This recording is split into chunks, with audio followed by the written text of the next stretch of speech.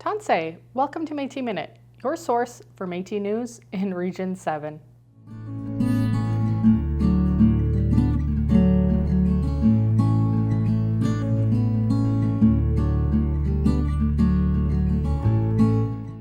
Welcome back to Métis Minute. I am your host, Samantha Loney.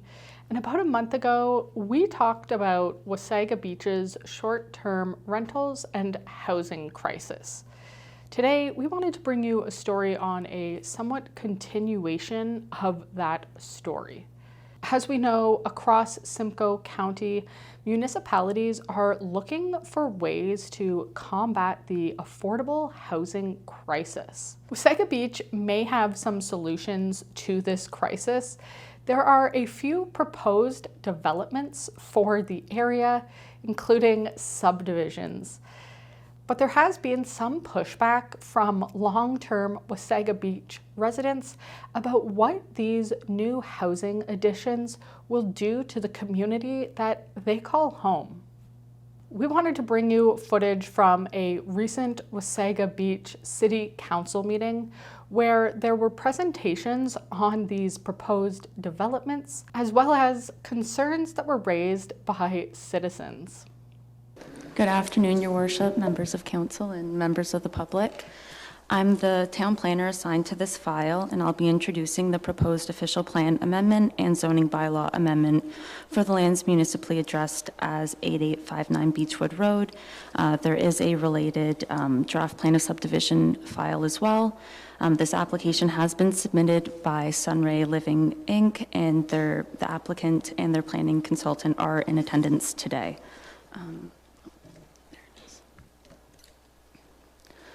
Okay, so for a quick overview for the presentation, so planning staff will start off by outlining the public meeting and describing the purpose of the public meeting, the planning application process, and then I will be presenting an overview of the applicant's proposed development.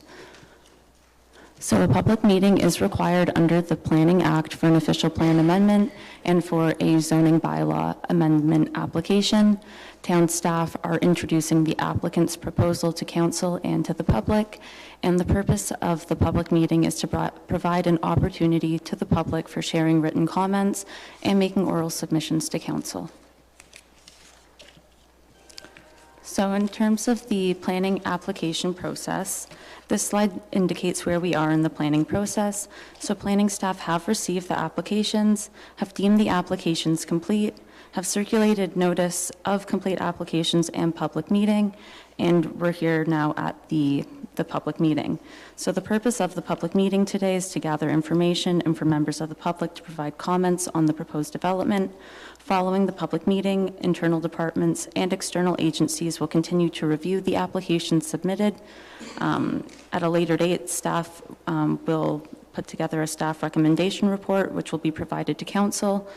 From there, council will render a decision on the applications, and then an appeal period will follow.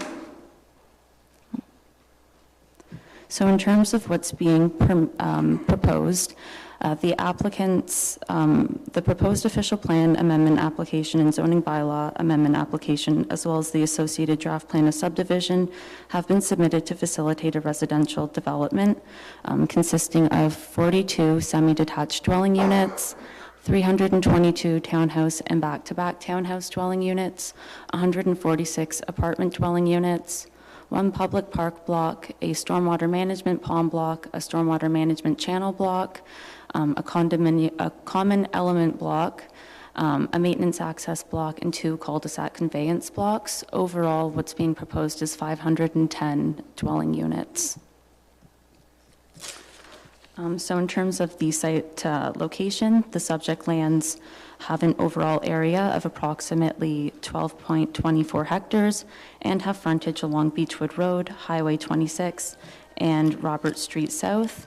Some of these surrounding land uses include residential and vacant lands to the north, vacant lands, Highway 26, and environmental protection and agricultural lands within Clearview Township to the south, residential, commercial, and vacant lands to the east, and residential and vacant lands to the west. So the subject lands are municipally addressed as 8859 Beechwood Road and 65 Robert Street. So the proposed official plan amendment and zoning bylaw amendment is for the lands that are at 8859 Beechwood Road. However, the associated draft plan of subdivision also includes a portion of 65 Robert Street South for a proposed cul-de-sac conveyance. So the existing official plan designation on the property is residential and natural heritage category 1. As you can see on the slide there, the area in white is residential. The purple area going through the property, that's natural heritage category 1 lands.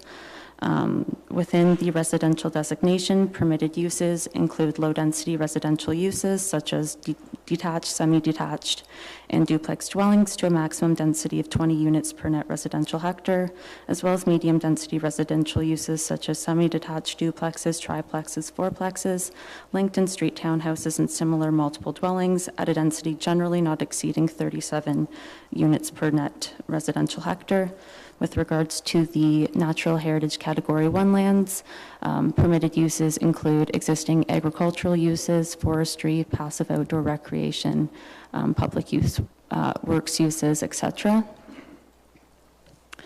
So what's being proposed with regard to the official plan amendment application is for the lands to be redesignated from the residential and natural heritage system category 1 lands to residential, medium density residential, high density residential, open space, and natural hazards lands. Further, the proposed official plan amendment would amend Schedule D of the town's official plan to remove the natural heritage system category 1 and 2 lands overlay on the subject property.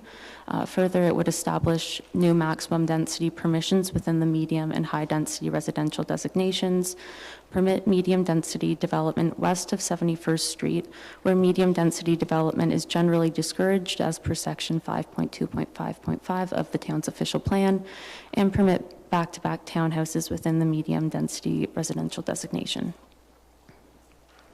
Currently, the lands are zoned as development. Permitted uses within the development zone include, but are not limited to, a detached accessory dwelling unit, an existing single detached dwelling unit, agricultural produce sales outlet, a conservation use, and wildlife sanctuary, including a forestry use. Some of the surrounding zones include residential zones, development lands, commercial zones, as well as environmental protection and agricultural lands within Clearview Township.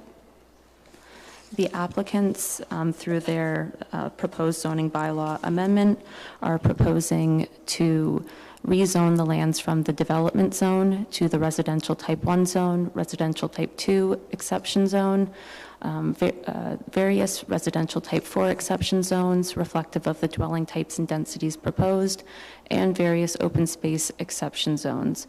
The proposed exception zones include a number of site-specific zoning standards, including but not limited to lot dimensions, setbacks, coverage, encroachments, building height, and parking requirements.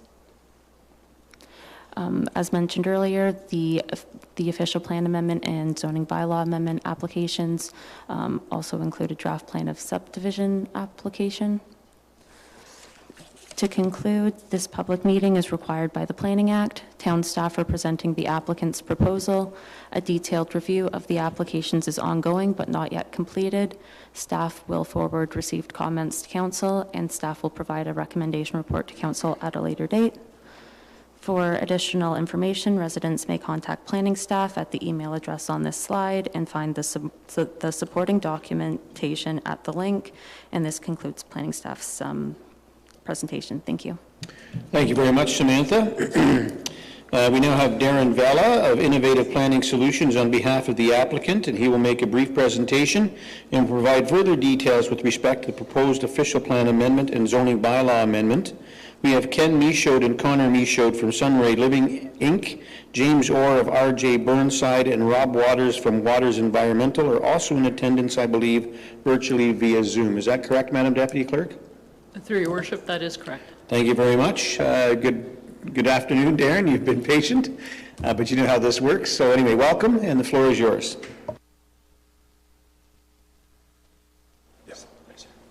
Thank you, Your Worship, members of council, and staff. Thanks to Samantha for given the initial presentation. So as you mentioned, my name is Darren Vella from IPS Consulting. I'm here this afternoon on behalf of Sunray Living Group to present the following applications. So I'm not going to go into detail here. Samantha has explained to you the property size, its relative dimensions, and its location. In terms of community context, I think it is important to just touch upon the fact that this particular property is challenging from the perspective that we're dealing with two roads that are not under the jurisdiction of the municipality.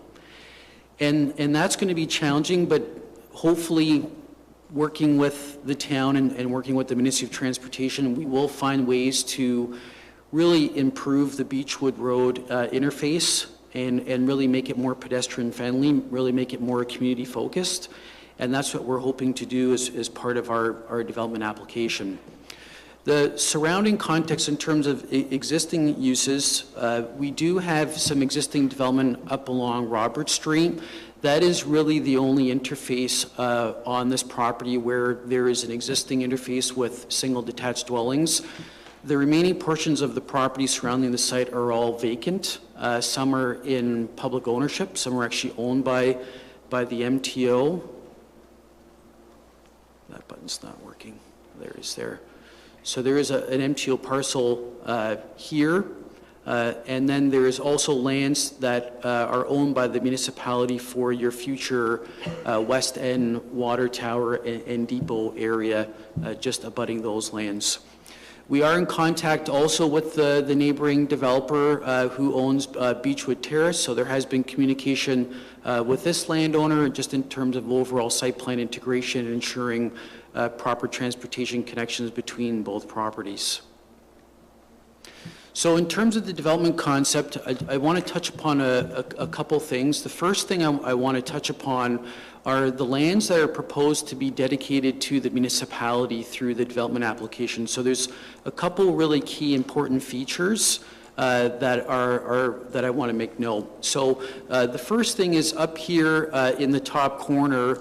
The existing Robert Street cul-de-sac does not meet current municipal standards. Part of our development application is to improve that cul-de-sac, make it a proper turnaround for fire vehicles, emergency vehicles, snowplow operators, to ensure that that's going to function like a proper cul-de-sac. Abutting that cul-de-sac, what we are proposing here is just under an acre in size. That is proposed to be dedicated as a municipal park. So we are proposing a park in that location to provide a bit of a buffer to the Robert Street residents, as well as to provide another community gathering spot for the new residents within this community. Other than those two items, I want to make note of this long light blue area here. So what is very important to understand, council members of the public, about this block here is that is proposed as a stormwater management bypass channel. And the intent of that channel is to alleviate numerous flooding occurrences that are happening historically in this part of your community. So what is effectively happening today is there is a large drainage area across the highway that is draining under Highway 26 through a number of culverts. That water is running through this property and it is flooding existing residents in this West End. The intent through our engineering team, through working with your Public Works Department, with working through NVCA, is to create a channel in which this water is going to be collected, so it is not going to be flowing into existing neighborhood areas. Collect that water, channelize it through the property, connect in with the channel that is being proposed to be constructed through an ongoing EA that the municipality is currently working on, and finally control the water in the west end of Wasaga Beach. So that block is intended also to be dedicated to the municipality once it has been constructed and put in place for stormwater management purposes. On top of the stormwater management channel, there is also in this purple color here, there is a stormwater management block. The intent of that stormwater management block is to control pre- and post-development flows of our development site. So that stormwater management block deals specifically with our property and ensures that any water being created as a result of developing our property is controlled and then released at a rate that it currently releases before development ever took place on the property. So those are the three or four important municipal features to the development. In looking at the proposed configuration and housing typologies on the property, starting with Highway 26, these two red color blocks here, the rectangular blocks, these blocks here are proposed 6-story condominium buildings. Each of those buildings will have 73 units contained within each building. And further on in the presentation, there are some conceptual elevations as to what those buildings may look like, depending review through your planning department. On the perimeter of the site, what we've done is to ensure proper integration with existing lot fabric and existing homes is we are proposing 2-story structures. So those heights will be comparable to structures along the Robert Street interface. These properties here that you see in the yellow color, those are 2-story semi-detached units. And then the light purple area, these represent 2-story townhouse blocks which contain a maximum of 8 units per block along that interface. So those units, the semi-detached and the townhouse units, carry along the entire perimeter of the property, also along the other interface that would be abutting the proposed stormwater bypass channel. Interior to the site, there are a number of 3-story structures.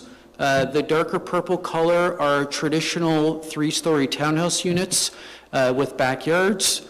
And then this pink color are 3-story back-to-back townhouse units that do not have any backyards, but do have amenity space on accessory decks that are attached to the structures. There are also, based on the fact that this is proposed as a private condominium development, there are also other private amenity spaces proposed on the property. As you enter the property off of Beechwood, there is a large proposed private amenity space in this area where we envision tennis courts and basketball court for some active amenity uses in that location. And then there is also another private amenity space in this location here where there will be less active uses, more passive amenity opportunities for different demographics. You can see on the ends here of these two blocks, as well as this channel here, there are blocks set aside also for different amenity areas, not only for gathering places, but also to allow people to walk freely through the site and not only on sidewalks. So in terms of the structure of the development, I just want council to be aware that the proposed road network is proposed to be private in this development. So that means there are no services that the municipality will be maintaining internal to this site. These services will be owned and operated by a condominium corporation, and that provides less burden on the municipality moving forward in terms of overall maintenance. So everything that I just discussed is shown here on this slide, and Samantha has also highlighted the breakdown of the different units. So this just gives an overall summary of the proposed total unit count. Some elevation. So here is a proposed elevation from our architectural team of what conceptually a 6-story building could look like. As I mentioned, this is not a concrete plan. There are opportunities for this to be revised. There is opportunities for some input on these overall elevations, but this was the initial design theme that was thought of from our architectural team. From a townhouse, two-story, as I mentioned, the two-story townhouses are located around the perimeter of the site. So here is an elevation of a two-story townhouse unit. So you'll see that there's some architectural interest in the gables on the rooftop. There's some large windows, and as well as a red brick in this particular elevation. Here is a more modern elevation also of what a different two-story townhouse elevation could look like. So these different elevations give you an idea of different architectural flavors that could be considered in the new community. And then here, complementing the previous two-story red brick townhouse elevation, this is a three-story elevation. So this elevation would be utilized for both the traditional three-story townhouse units as well as the three-story back-to-back townhouse units. And what I just wanted to also point out is the decking that I had mentioned for the units that do not have a rear backyard. So the official plan, so these maps are what your current official plan identifies, designates the property. So these official plan modifications are proposed in order to allow the development to proceed. That is the second map that is proposed to be amended. And then, as Samantha mentioned, your zoning bylaw currently puts the land in a development zone, which basically is a holding zone that would allow a process like this to take place in order for there to be community engagement on any development proposal on the property. In terms of technical reports, these reports took about 1.5 years to prepare, mainly because of the floodplain hydraulic assessment that was required for the creation of the stormwater bypass channel. If there's any members of the public that are interested in looking at these reports, they are available through the town, or alternatively, if you are looking for the reports, they could be supplied also through my office. So with that, Your Worship, the purpose of our applications is to facilitate a new 500-plus unit residential development in the west end of your town. The proposed development offers a compact urban form that is directed to support intensification and efficiently utilize land infrastructure and services in an economical manner. The development offers a permanent solution to alleviate flooding concerns within this part of your community and provides a variety of unit types to provide more attainable housing within the town. With that, Your Worship, that concludes my presentation. Thank you very much, Darren, and I'll now look to the clerk to see if we have any folks online wishing to speak to this matter. Thank you, Your Worship. We do not have any online speakers, but we do have a number in person. All right, I do understand we have 6 speakers here in person. That's correct. And the first one we have is Susan Anthony, please. Good morning, Susan. Sorry, good afternoon. And the floor is yours. I'm just going to ask you to pull that mic down just gently towards you. There you go. Thank you so much. My report will be short, just like I am. My name is Susan Anthony. I'm here with my son, William, my daughter, Patricia. We own the property across the road from this development, so we're at 8884 Beechwood Road, which right now is a beautiful woodland outlook. Won't be that in the future, I'm sorry, but my father-in-law built our property in 1956, and I've been coming up here, well, when I was a child I came up sooner, but in the 70s after I got married. And my father-in-law used to tell us that the land across the road was Crown land, which I never really looked up that designation, but I presumed what it meant was the government owns it, and he said nobody would ever be able to develop on that land. Well, unfortunately, we've found that's different. One of the issues that I take exception to is that these apartments. The 2 apartment buildings are 6-story apartment buildings, as has been mentioned. If you go up and down Beechwood Road from Mosley Street all the way to Collingwood, there is nothing in that designation right now. There are mostly bungalows, some two-story buildings. I don't even think there are any three-story buildings right now. So this would change the look of the land for sure. We wonder too how the designation of heritage, natural heritage designation can be changed. Heritage makes it sound like it's something that's going to continue on forever. It also sounds like something that is environmentally friendly. And I don't think this proposal looks like it's environmentally friendly. The developer's report shows that they're going to take down over 16,000 trees.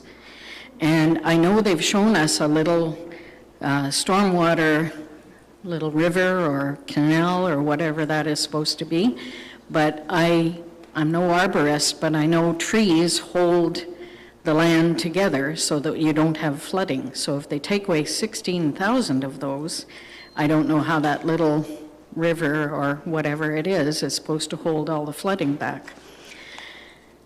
This development also is on a curve of Beechwood Road, and we've already heard from MTO that there should be no more exits from coming off of Beechwood Road because that would be dangerous to the traffic.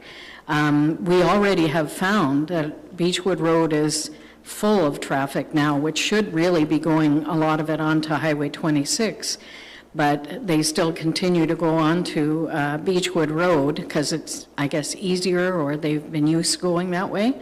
So I don't know how this little diversion on Robert Street, which again, that's a very small, it's a very narrow road with a small cul-de-sac, which I heard that how it's supposed to be changed, but that's a big change to occur in the area. And also with 510 units, what are we looking at? 600 cars or so? That's a lot of cars added onto our road that's already very, very busy in the first place. They did mention in their report that as it's a wild forested area now, there's all kinds of wildlife, but they seem to indicate that it's insignificant wildlife. Well, there's deer. I can tell you because they come on my property too. There's deer, there's rabbits, there's possums, there's fox, there's all kinds of birds. And where are they all going to go? I don't have room for them on my property, but I'll take a few of them. But I don't think that's insignificant at all. I think wildlife, that's why there was a heritage designation in the first place, to protect these kind of things. And I would think that there could be other places that they could put a development like this that would be maybe more appropriate, where you don't have to decimate the area that's there. Thank you. Thank you very much, Susan. Next speaker, Madam Deputy Clerk, please. And thank you, Your Worship. Janet Arthur. Good afternoon, Your Good Honor. afternoon, Janet. Welcome. Welcome, staff members, councillors. I live on 54 Robert Street. Now, it's a quiet little street. We've got maybe 14 houses on it. A lot of them are retired people, and some are young families with children, small children. Now, if this development goes ahead, I'm assuming that Robert Street is going to be one of the exit streets. So, what happens to our way of life? Quiet, only a few cars going up and down, children playing on the street. They say over 500 units being built. Times that maybe by 4. A lot of families have 4 cars. That's a lot of traffic. Just like the other lady said, there's wildlife in that area. We have deer, we have wild turkeys, we have ducks that return every year to nest.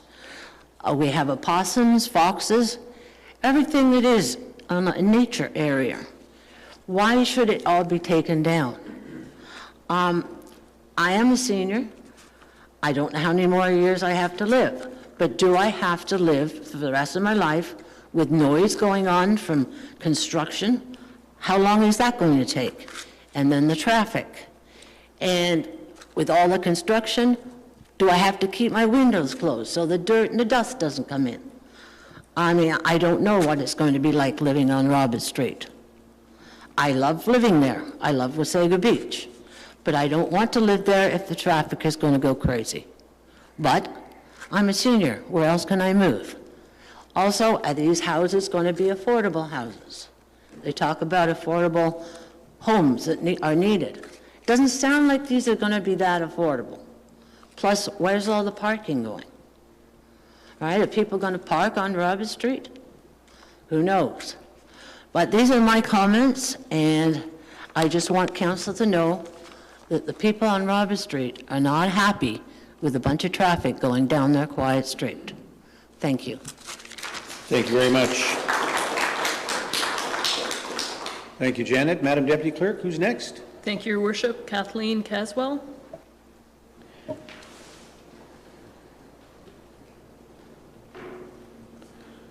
Good afternoon, Kathleen. Welcome.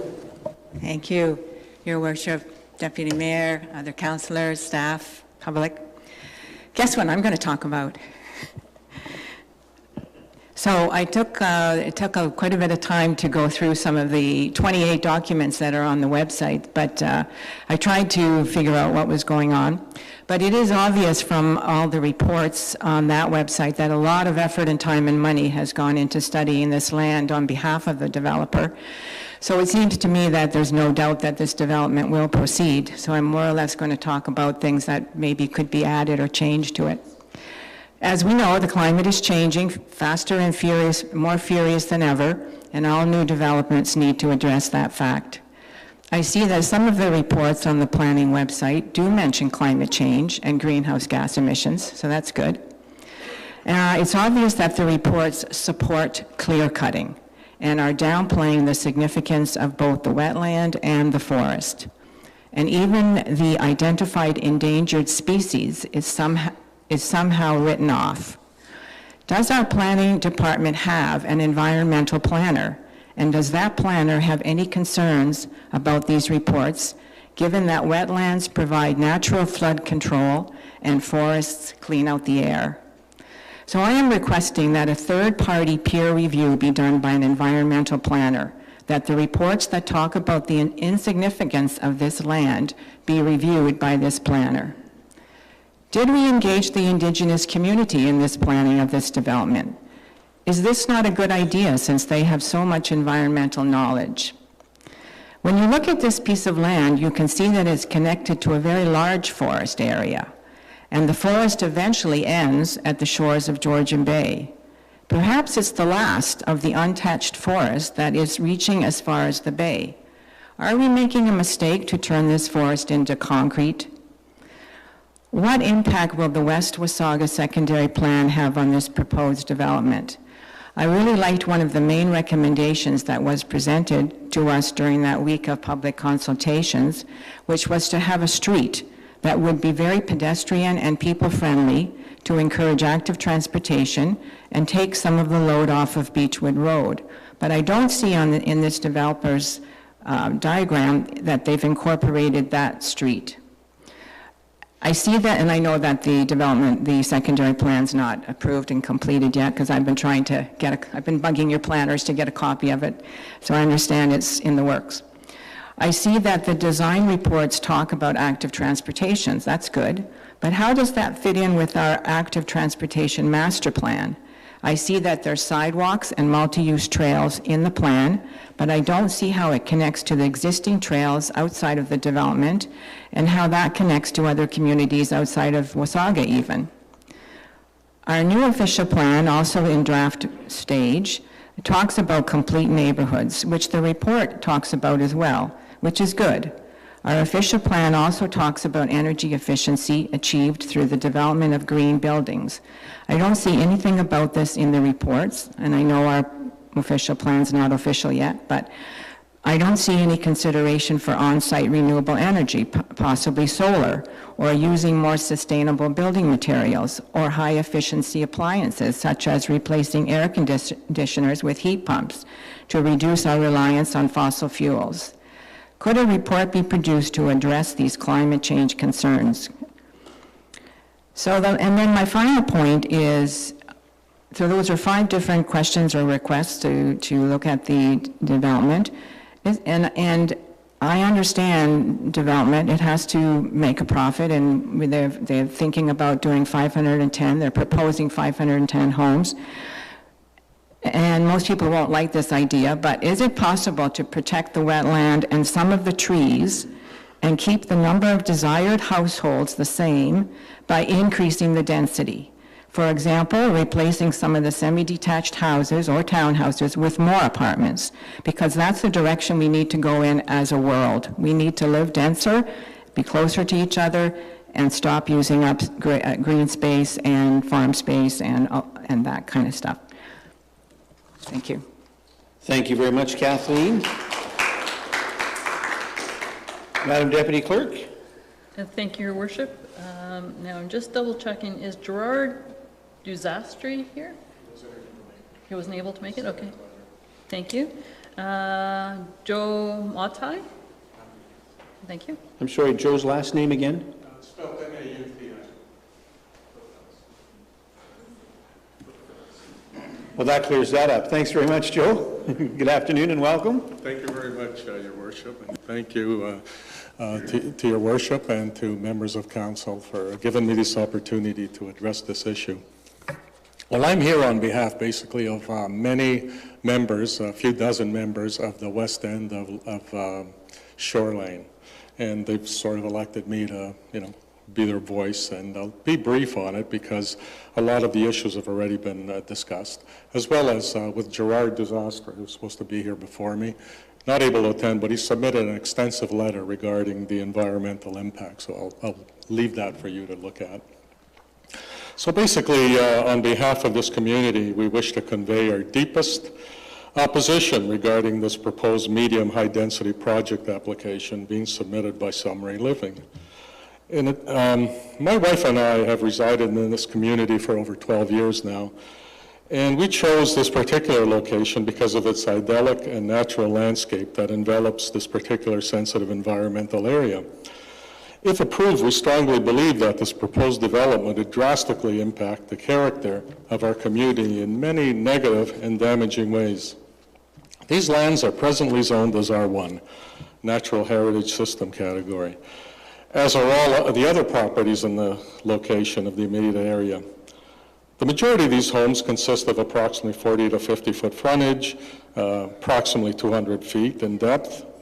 However, the Sunray development proposal is completely out of character and alien to the present zoning in the area. The proposed plan significantly alters the community, and nowhere in the immediate area is this application consistent with the location and character that we reside in. This application is a severe, drastic step in their attempt to amend from Property Zone 1, single dwelling homes, Natural Heritage System category, to an unconventional high-density R4 zoning. Like nowhere in the area, as was mentioned earlier, are you going to find six-story condominiums. And we're hoping not to see that. And that's the reason all the people in this area moved to this specific area, because we checked in advance to make sure it's R1 zoning, everything looks nice, and all of a sudden now they want to throw this at us. This is not suitable for higher density. It should be restricted to just R1 density and retained as a natural heritage site. I often drive by on Beechwood Drive, and just south of Beechwood, you see to the west of us, is that subdivision that just to the west of us. And I admire the character of this. There's no high density, and the homes are single dwelling and consistent with the main theme and fabric of the neighborhood. This is the Blue Water subdivision I'm speaking about. That's a gorgeous subdivision, and that's basically what I'd like to see in our community. To further complicate matters, much of this property consists of wetlands. Our wetlands are getting wetter and in some cases disappearing. As we have paved over our paradise, we cannot afford to ignore nature's sponge for a moment longer. Further, many reports indicate that Lake Huron, which includes Georgian Bay, has the largest watershed in the Great Lakes. This high population densification proposal would irrevocably destroy the NVCA protected wetlands. Reports indicate that due to the loss of the wetlands and watershed during these periods of heavy rain and snowfall, water may run off impervious surfaces such as newly proposed parking lots, roads, buildings, and other structures because they really have nowhere else to go. These surfaces act as fast lanes that transport the water directly into storm drains or ditches. The excessive water volume can quickly overwhelm streams and rivers, causing them to overflow and possibly result in floods. Flooding can also overwhelm sewer systems, causing them to overflow in nearby streams and river. Many publications refer to the other sources regarding how damaging it would be to destroy the natural preserve and wetlands in order to replace them with asphalt and concrete. But because of this, plots of lands are situated in sensitive environmental areas. We will require an environmental assessment, which I'm sure that'll be forthcoming. However, it must be conducted by an impartial and reputable company and not one that's selected by the developer. This would have to be able to deal with concerns regarding density, wetland damage, and sanitary and storm sewers issues. There exists, as maybe you may be aware, there consists a history of considerable flooding in this area, basically on Shore Lane and the area just west of us. We will require a number of basements have been flooded over the years, and in many cases have been unable to obtain insurance to recover these damage costs. So basically, who's going to be responsible for any of these issues concerning water damage due to flooding and storm backups that may occur because of this proposed building project? Numerous members of our community already have sump pumps running constantly because of the excessive water flow. This increased density and destruction of the wetlands can only increase this problem. This proposed 510 high-density units could add up to about 2,000 people and 1,000 motor vehicles in this very relatively small environmentally sensitive area. This desensification will not only destroy the character of the west part of Wasaga Beach, but the infrastructure does not exist to sustain such a project. This Sunray Living application, if approved, would generate rapid increased traffic, noise, flooding, congestion, which would fundamentally alter the unique character and fabric of our community. Many of us in the community are retired and are on pension. We spent our entire savings moving here because of its unique area and all this idyllic, paradisal, environmentally friendly community that for all of us to enjoy while in our senior years. We don't want to see that lost. We understood that most homes would be built in the neighborhood. However, we did not anticipate to see that it would be done at the expense of the wetlands, environment, and the habitat. We moved to this location because it was zoned R1. We did our research at the time that it was R1, and we would never have imagined that it would ever change from this beautiful, distinct character to what is being proposed by the developer's request to high-density R4 zoning. Rife with high-rise congested buildings. Once again, this developer's proposal requests an extreme, far-reaching amendment to go from R1 low density to R4 high density, which again would destroy the character and natural habitat of our beloved community.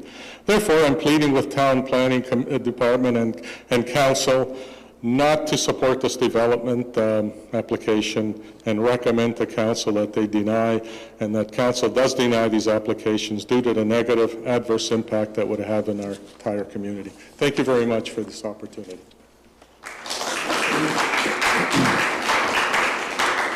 Thank you very much, Joe. Madam Deputy Clerk. Thank you, Your Worship. Ilya Gordienko. Good afternoon, Ilya, and welcome. Good afternoon, Your Worship, and members of the Council. My name is Ilya. I've moved into Wasaga Beach just last year. Me and my family have been here for about a year. We are on 46 Robert Street, the street that's going to be part of this development. It is a very quiet residential street, as some members of the public has mentioned. I was looking through the plan. It's quite a robust, large plan. There's like many pages on it. One of the things that I was concerned about is just the degree of special provisions that they're actually trying to get through. It's very difficult to have like an apples-to-apples comparison in terms of how a correct proposal for an R1 subdivision would look like on this space versus one that has all of these provisions and all of these changes across the board.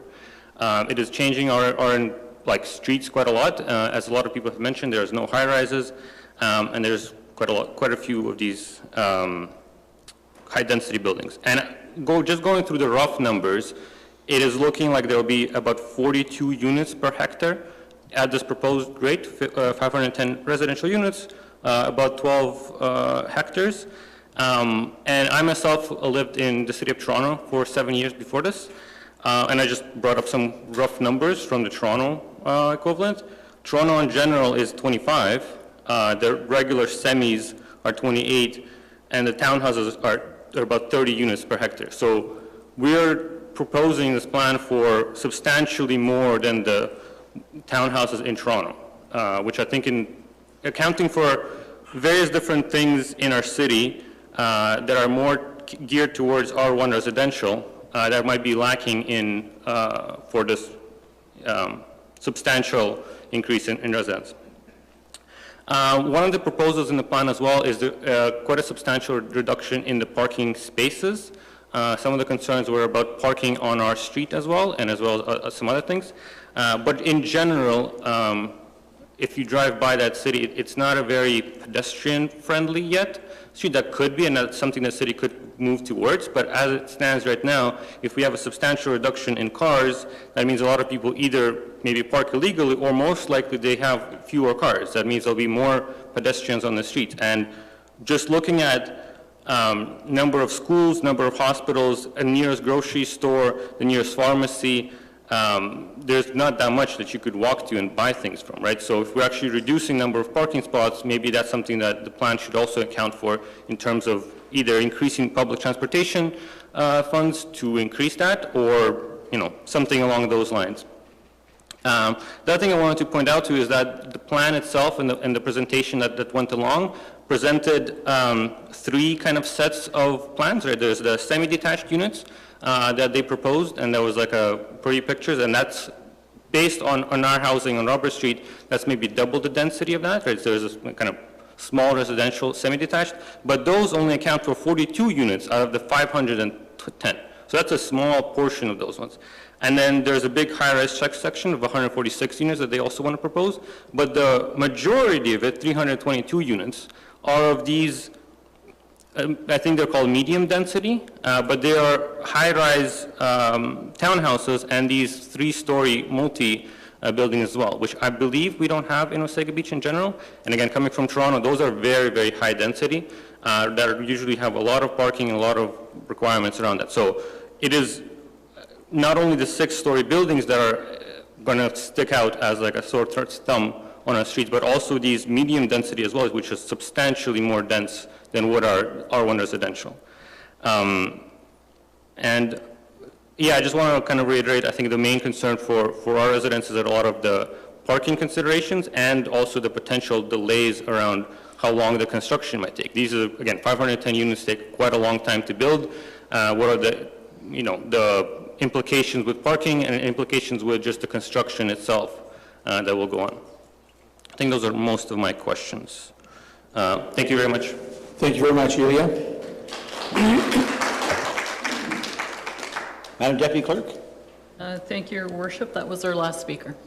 All right, thank you. Seeing there's no more registered, if there's anyone in the audience who hasn't spoken to this yet and would like to come forward and either speak in favor or against, please do so now and state your name and address for the record.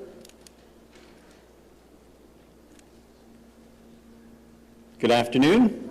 Mary McKay, I live at 562 Mosley Street. So I'm on the other end of town, but I just, because I do obviously drive along that section, heading to stores, going to Collingwood, things like that, I guess I just wanted to ask just about just the traffic congestion, because you've got, single lane road on the west end of town going from, where the Canadian Tire Plaza is all the way up to Highway 26. So, when you start looking at adding, say, 500 units times 2 or 3 cars per, that's a lot of density, right? And obviously it's difficult to widen those roads going through because there's current existing residences. But, I've seen this happen so many times where, they put up big subdivisions and then the congestion happens and then they try to deal with it later on. So that's definitely a concern, is just, the traffic flow through there is going to be pretty crazy. You know, and also too, we talk a lot about trying to build neighborhoods and things that, again, eliminate cars. But when you have communities that are built and there's no little corner grocery stores, there's nothing you can really walk to. Everything I found at Wasaga Beach seems to be based around box stores. So you're not, how do you encourage, you know, neighborhoods of bike riding and walking and things like that when you have to drive to Walmart, you have to drive to, you know, the superstore, and I've heard there's possibly a Costco, which is, I don't know, another place that just promotes massive amounts of cars and driving.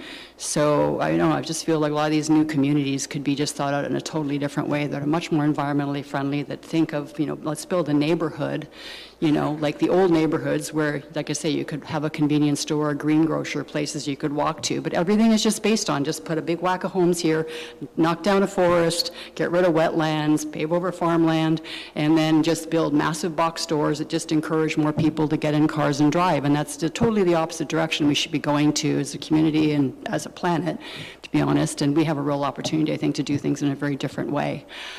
Just even looking at how, as Kathleen had mentioned, how things are built, you know, like encouraging solar, encouraging, you know, green development, net zero homes, net zero buildings, looking at things like green roofs, permeable surfaces as opposed to paved driveways. You know, the more things that we pave over, even if you put in a big drainage ditch, you know, and you still get extreme flood events. Look what happened in Toronto a few weeks ago. I was down there.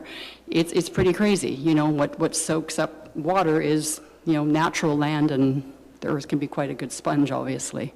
But I just think there's a lot more as a community that we can do looking forward to, into this development and other future developments. So. Great, thank you very much. All right, is anyone else who'd like to come forward to speak to this? Come forward, state your name and address for the record, please. My name is Dave Snell. I formerly lived at 65 Robert Street, staying in Horseshoe Valley right now. I'm really most concerned about when I get to move back into the area, that we've solved the flooding problem.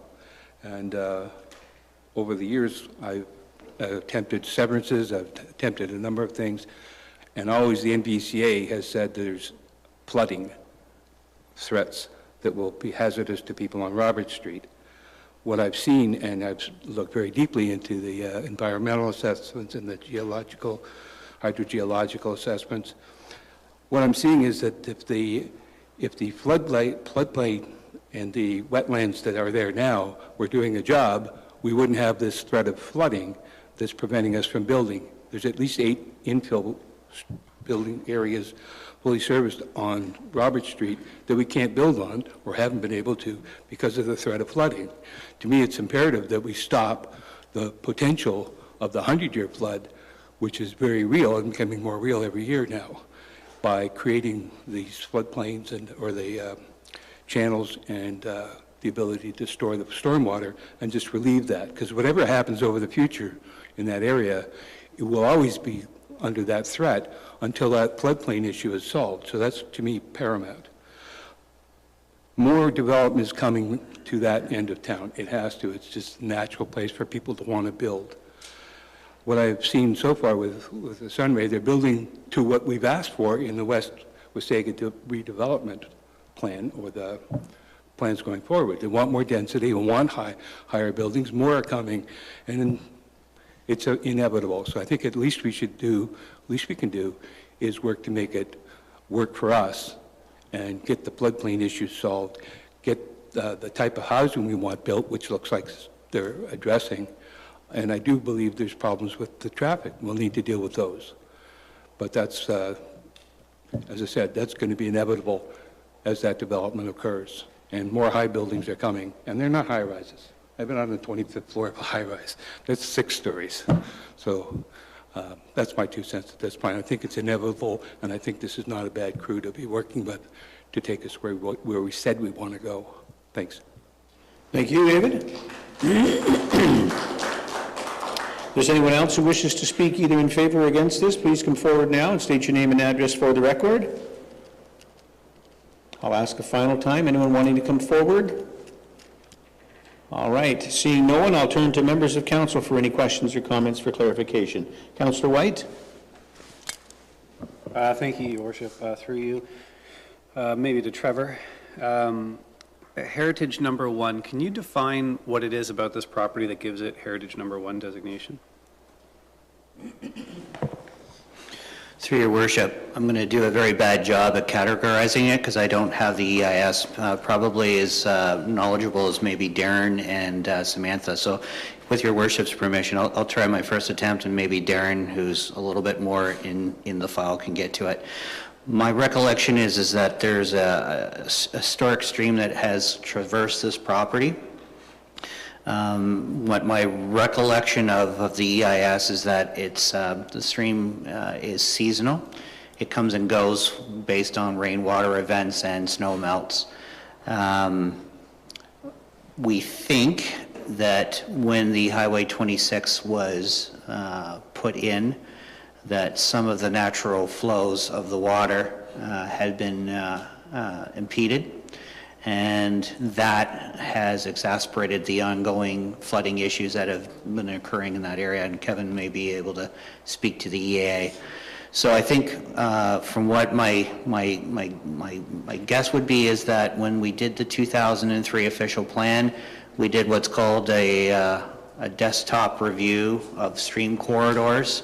This was identified as a stream corridor that may be worthy of protection, but it had never been really reviewed at an in-depth level to confirm whether or not that was true or not. And so now that and there was no reason to until there was a development application. There is now a development application. As part of that development application, they are required to do the substantial review, which is the EIS.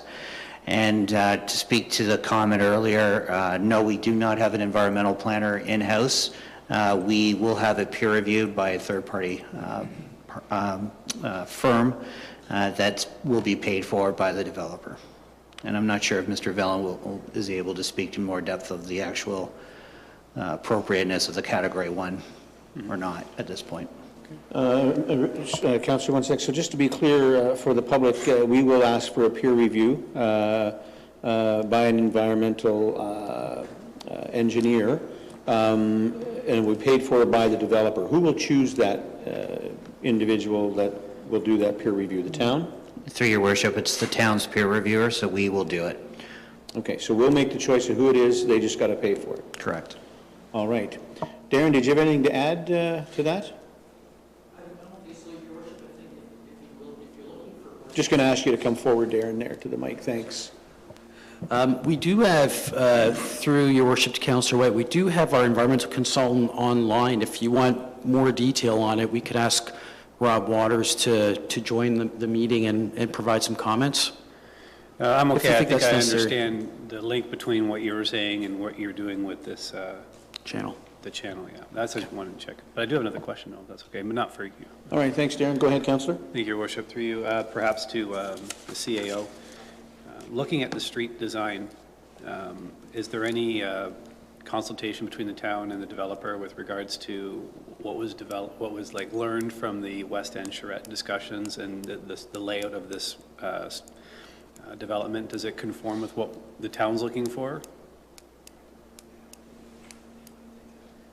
Oh, yeah, sorry, Andrew. I will be the voice of our CAO, apparently. So as council is aware, we did a charrette back in the second week of June. IPS was invited, unfortunately, and Sunray was invited. They couldn't attend that day, but we did have discussions with them after the fact.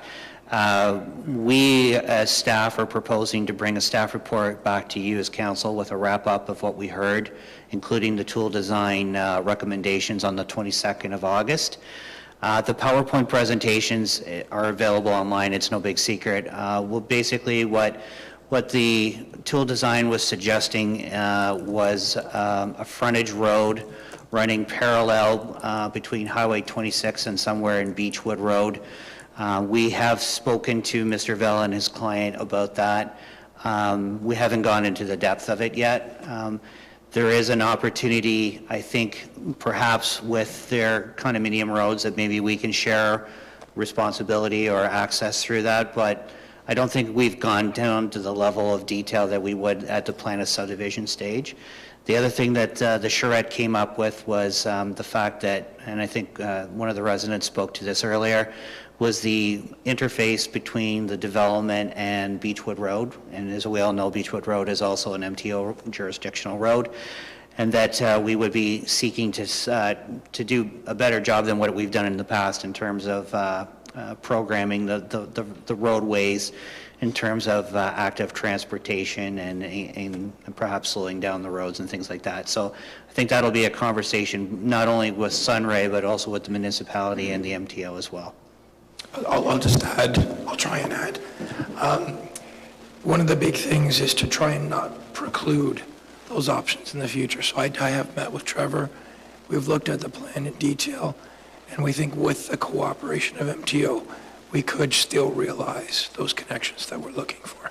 So it does not preclude implementing the full vision that the community saw. All right, thank you, Councillor White. And now we'll go to Councillor Timms.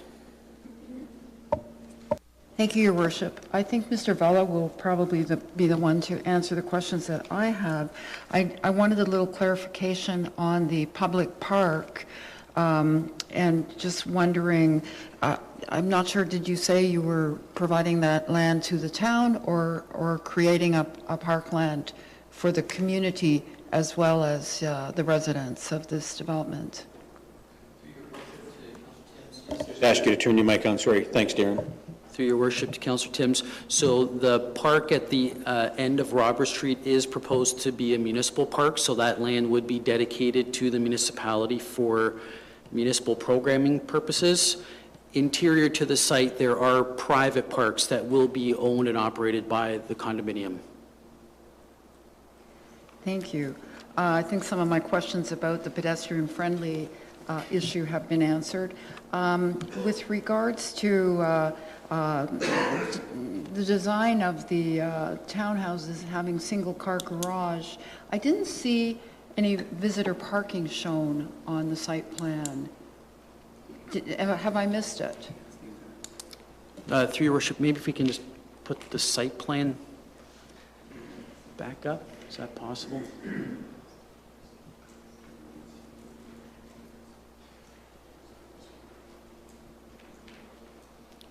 The last slide too, there's the plan there, yeah.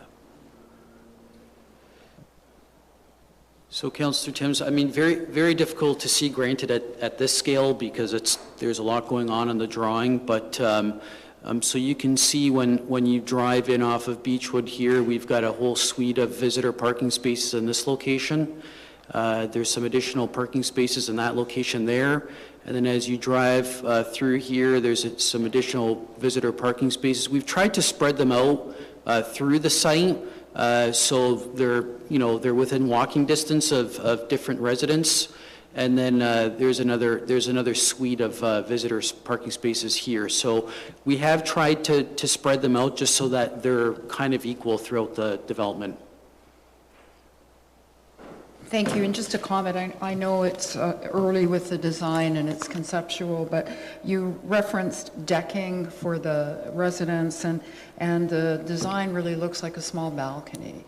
So I know when you're putting so many people into congested space that they need those places to gather, and hoping that we'll see more of that, or it'll come quite clear that people need a place to go beyond their indoors, and that's a tough part of our community to find those kind of spaces, and hopefully as we have come across with the charrette plans that we'll see more of that. But you heard it today, people are looking for opportunities to shop and dine and be part of the community. So sorry, thank you.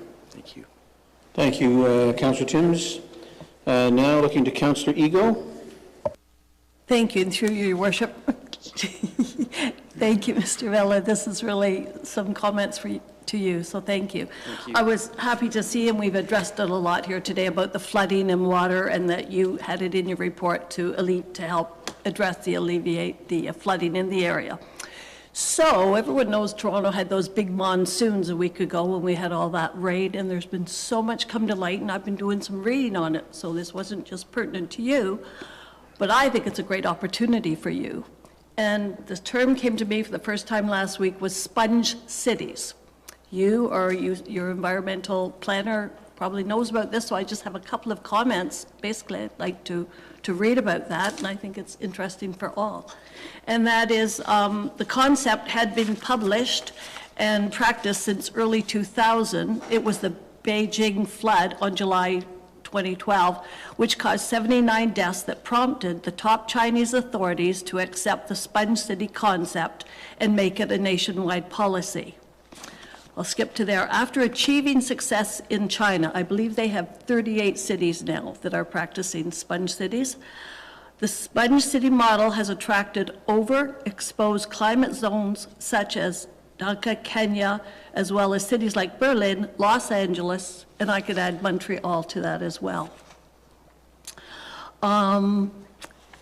So this was an article recently in Maclean's magazine, 2023, and it's what we all see and what I see when I drive around, so much pavement and concrete. And as an aside, I do know that our town staff and planning are looking at this, but I thought it a good time to raise it. I know it's, probably as we move forward with our West End plan. So, Maclean says, traditionally, our cities are designed to resist water and remove it very quickly. Water is directed by hard surfaces like concretes into drains, which take water into underground pipes that lead from cities into rivers, lakes, and oceans. We all know that. This design disrupts the natural water cycle as the water isn't able to soak into the ground or evaporate. The size of these pipes could manage the average rainfall of cities when they were installed, but recently, more frequent and serious storms have overloaded this outdated infrastructure. So instead of repelling water, the concept of sponge cities is also called the blue-green cities, and there's other formats that they do from roofs, but basically I'm talking of the rain and the groundwater that we have here right now, actively embraces it. This kind of city is designed to soak up water and release it back over time into the ecosystem. The idea is to mimic the natural water cycle that would occur if there was no city there at all, reducing the volume of water after rain events and reducing the scale of flood during extreme downpours. And I have just another little clip from a fellow here in Toronto. He came here from overseas and attended university. And his comments are very current here. This was from CBC recently. And this relates to Montreal, and I think we can relate to it. At the bottom of a slope in dense Montreal neighborhood, there's a new park with benches, an open field, and a playground, along with 2 small pedestrian bridges. When there's heavy rain, water rushes down the streets and sidewalks into the green space, forming a small lake beneath the overpasses, in a carved-out area filled with grasses, shrubs, and rocks. In the days that follow, the water slowly seeps into the soil and stormwater system. It's all been engineered to prevent flash flooding in nearby streets and homes while nourishing the vegetation in the park. And just on another side, I think we've spoken before about permeable surfaces. And I'd love to see the new builders in town look at doing that. You may already. I'm seeing it in many places now once you start paying attention to the permeable surfaces, and all of that all helps. So that was my comment on that section of your presentation. So thank you very much. Thank you, Councillor Ego. And now Councillor Belanger. Thank you, through the chair. First of all, I'll reserve a lot of comments on density and that once the developer and the town has done their complete review, but I'll maybe refer to our director or our general manager of Public Works to comment further, but I certainly have had the opportunity to talk to a number of residents in the area of Roberts Street near the end that have experienced severe flooding over the years, sometimes multiple times a year. And I know that the plan of rechanneling that flow all the way down to the bay has been something that has been worked at in conjunction with the town, and that we're very confident that the flooding will be much greatly improved or decreased through this plan. But my one question I had is, we have a couple of other areas in town where the stormwater management plans have areas that collect a lot of water and end up in some depth, and maintenance and the safety of those areas sometimes are a concern. So I just wanted to know if in the study they understand that the depth might be reached, and whether there's appropriate fencing where there needs to be fencing, and if we get to the point where it's severe overgrowth, that there is a maintenance program in place for these channels. So, but I don't know, Kevin, I know you've been very involved in this, and it's one thing to see what they're doing on site here, but the plan goes much further down to the bay, so I didn't know if you wanted to comment on that. Thank you. Thank you, Councillor Belanger, through you, Your Worship. Yeah, there has been extensive review of the drainage characteristics in the area, and we have had historical flooding in the area of Robert Street, Beechwood, Maryland Avenue South, Thomas Street, Constance Boulevard. And as Council will recall, we recently completed the environmental class EA for the Constance Thomas area drainage improvements, which effectively the source of the flooding downstream comes from one of the main culverts underneath the new highway, which is just immediately east of the end of Robert Street, and that inundates the area. And what is proposed and what we've been working on as a solution to area flooding and private property damage, as you know, is to control that through a channelization effort, and then maximize the channel that extends from Beechwood Road to the bay. So we have a comprehensive design for area drainage and area flooding to address that and mitigate a lot of the local flooding, as well as the area flooding and some of the groundwater issues that are experienced. So that has been extensively reviewed, not only from our consultants. We've been working with the developer's consultant on this matter as well, and their stormwater management engineers. And that was the outcome of the recent closure to the Constance Thomas EA to address area flooding. In terms of maintenance, yes, if this channel, once it's constructed, there will be access requirements for municipal staff to traverse along its side to operate and maintain and clear the overgrowth and ensure that it continues to operate in a manner that it was designed. So those are all operational matters that will be implemented post-construction. All good, Councillor Belanger? Kevin, have we had any conversation with the province on sharing the cost to fix this flooding issue, since it's coming under their new highway, and that's when it really started? The MTO is aware of area flooding challenges along Beechwood. The discussions around drainage are not new with the MTO, and I know since my tenure here from 2008 onwards, we have been actively engaged, and they're supportive of the solution. We haven't gone so far as a cost-sharing type discussion. We've tabled it, and we certainly want individuals who are accountable, held accountable.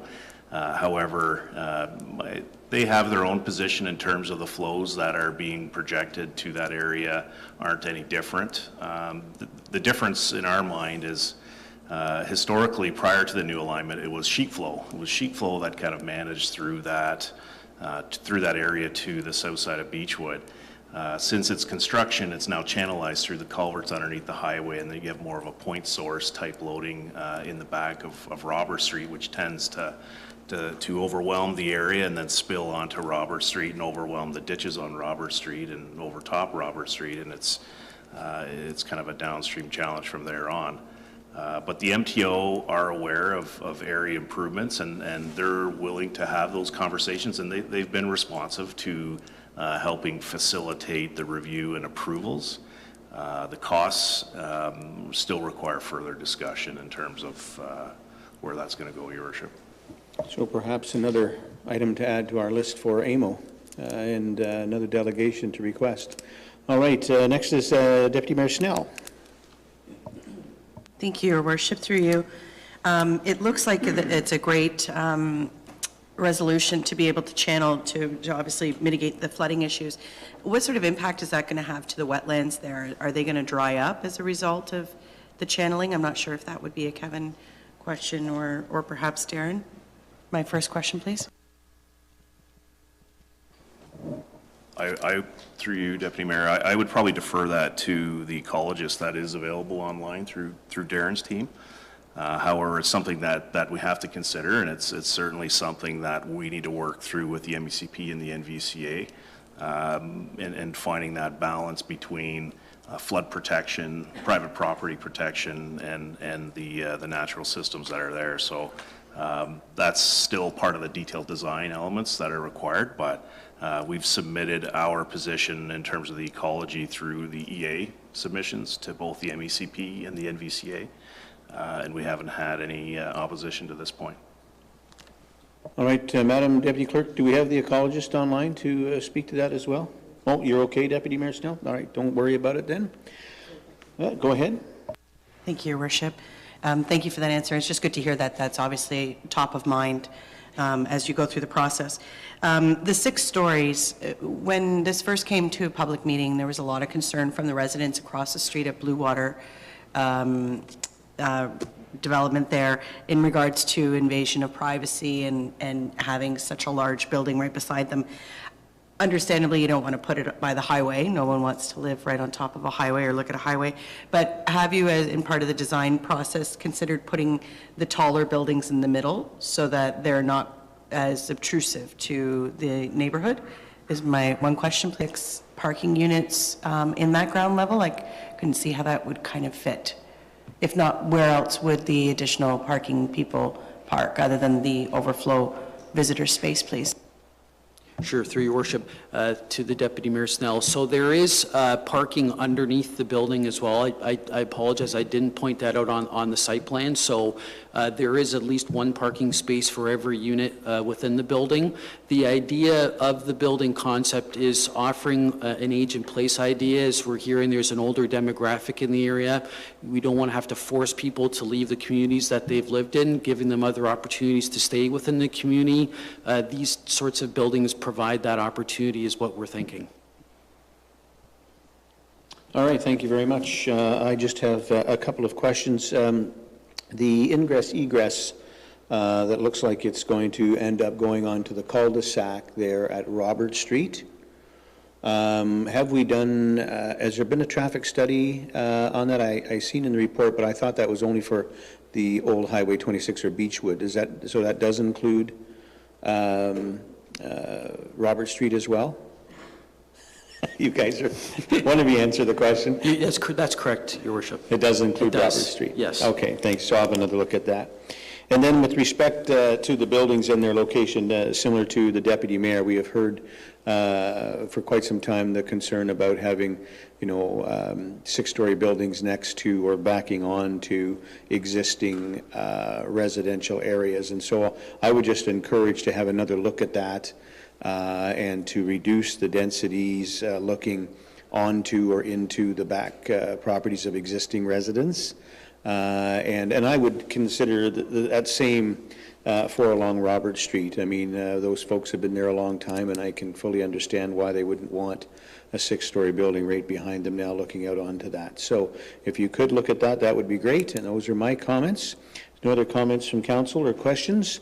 We will now call this meeting to an end. While we know this housing crisis isn't going to be solved overnight, we do need to make sure that the housing additions we are adding to communities meet some sort of middle ground with citizens who already call these places home and these new residents who need housing. This conversation is far from over, so if you live in the Wasaga Beach area and have concerns about these proposed developments, feel free to reach out to the Wasaga Beach City Council and express your thoughts. As we mentioned earlier, affordable housing is an issue that is Simcoe County wide. So if you have concerns about the affordable housing crisis and any proposed developments in your area, feel free to reach out to your local city council and express how you feel. Merci for watching, and we'll see you down the river.